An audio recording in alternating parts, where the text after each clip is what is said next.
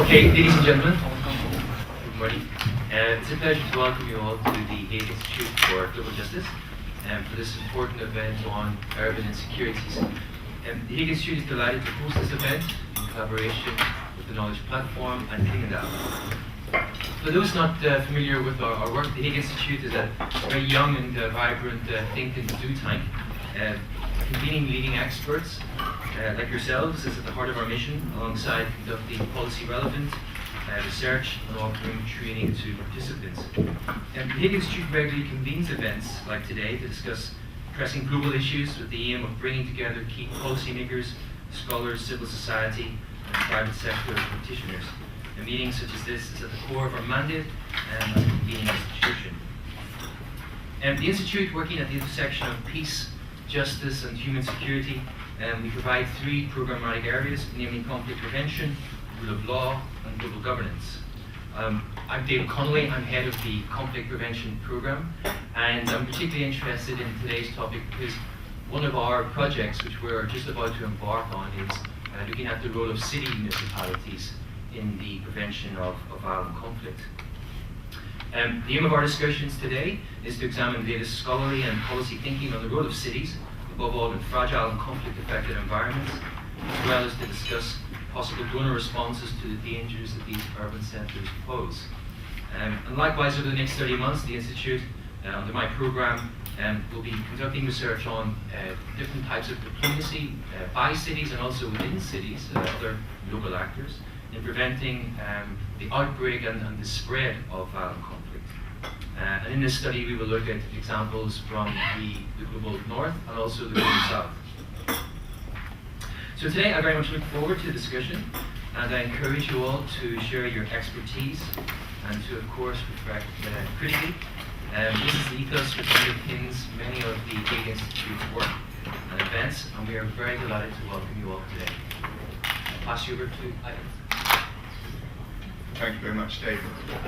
Thank you very much, above all, for coming, especially those people who've had to come quite a long distance, and there are a number of them here today.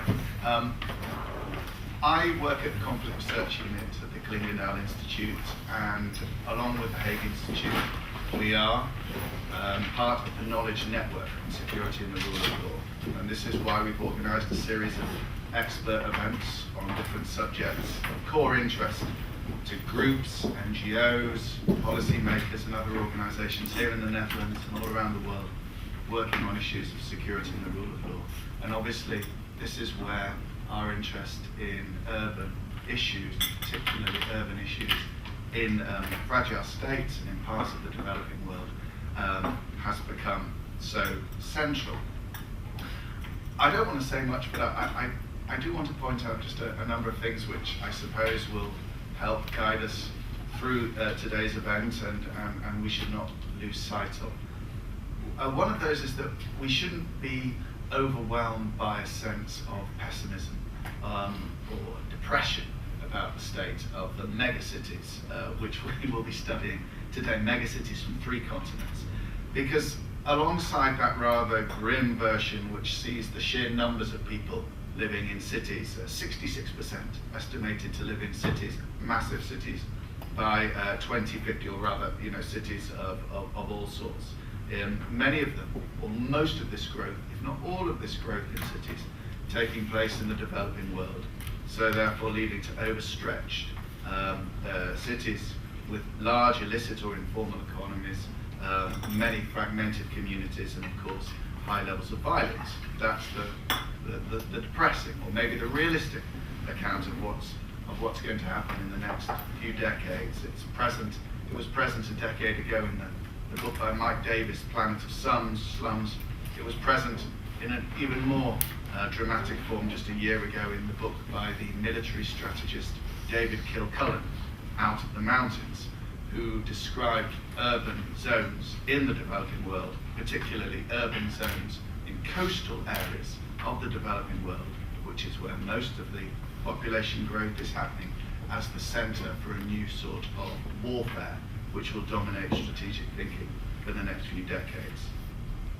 But we should not forget as well that cities are, and have been, and will continue to be, poles of economic activity, centres of globalisation, centres of exchange, centres of affluence, centres of human possibility.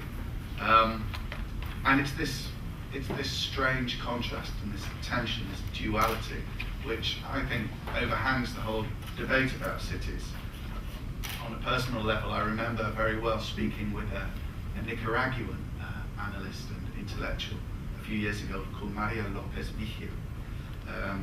And she was very adamant that the contrast, the key contrast we should bear in mind, was that the rural poor, who formerly obviously lived outside cities, lived in conditions of austerity. But whereas the urban poor, who had many of these rural poor since moved to the cities, had more higher living standards, but lived in a condition of what she called humiliation. And I mean, I think both sides of both perspectives on cities have to be borne in mind, and I don't think we should lose sight of both those aspects, and particularly lose sight of the energy and variety of cities, because the modern experience, by which I mean the possibilities for individuals to have movement, freedom and expression, are in many ways deeply bound up with the experience of urban life. And yet the very truth is, as we will see today, I think, is that this rush to modernity in its urban version has been profoundly compromised in many fragile and developing countries. I offer just one example here, but I think it's a very illustrative example. It's the example of Ciudad Juarez on the Mexican border with the United States. In 2008, 2009, Ciudad Juarez was rated as the most violent city in the world. There's an excellent account of the origins of this violence in a recent book by a Mexican-American journalist called Alfredo Cochado. I just want to offer these few lines as a thought on how cities get to be violent, criminalized places. There was no plan for this kind of growth. The city had swelled from some 300,000 when I arrived in 1965 to more than 1 million, and there was no new visible infrastructure, no new parks, no movie theaters. Juarez was still the city of concrete in the middle of the desert that attracted investors, workers, smugglers, and stragglers of all types. We interviewed a political leader in the community who was busy trying to organize the out-of-control growth. It's too late for Juarez, he told us. What we're doing is damage control. It was 1983. So I think that this gives us a clear impression that the urbanization process, the rise of megacities, is something which, to a degree, is inscribed in the economic and political system which we have chosen.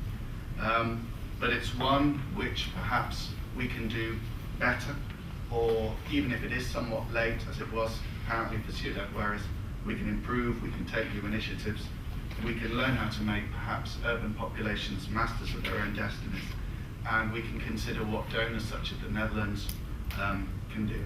Above all, we're here, and I'm speaking here to all the people who come from afar today and from not so far. We can learn from you, your experiences, your knowledge, which is absolutely invaluable. And that I very much look forward to.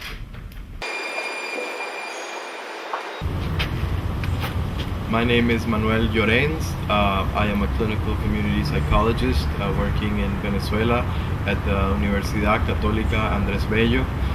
My research has to do with work in communities in Caracas, where we are trying to understand some of the dynamics of violence, and also a particular experience that has been able to negotiate a truce pact between different sectors that had been involved in a more than 30 years violent confrontation between those sectors.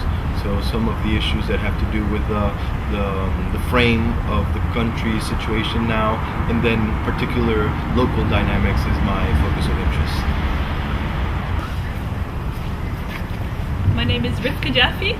I'm at the Geography Department at the University of Amsterdam, and my main research is on public-private security assemblages.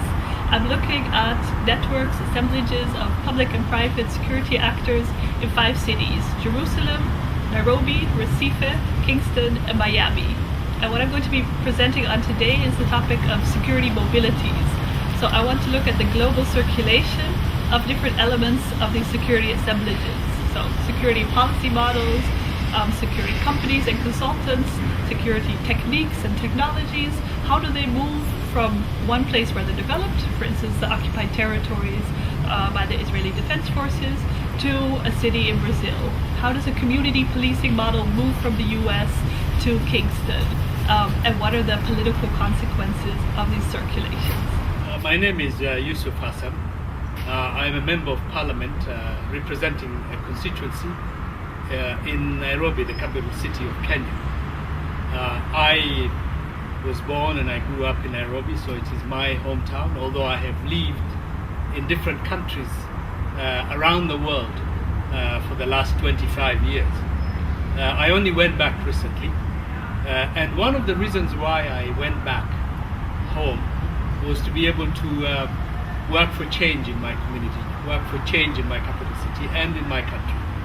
And I ran for a political office to make a difference in the neighborhood that I grew up. Nairobi was a small city when I grew up, but it has since rapidly developed to become a major city with a huge population, with a massive informal sector, massive informal neighborhoods, a lot of inequalities in terms of wealth. 60% of Nairobi is predominantly neighborhoods of poor people who are excluded from the socio-economic and political structure and setup of our country. So my struggle for many years has been to change that, to create a more equal society, to create a more caring society, and to create a better country than what we have at the moment. So my focus in this discussion, in this seminar, is mainly to talk about these historical injustices, how a city has developed as a segregated, divided city, and how recent political changes and constitutional developments can change to make it a different city than it is at the moment. For now, we have a democratic system, we have more representation, we have a devolution in which the capital city has a government of its own, elected government of its own, and therefore we hope that this will be a beginning to create a more humane city than we have at the moment. And that is one of the focuses of the discussions that I will be presenting here in this seminar.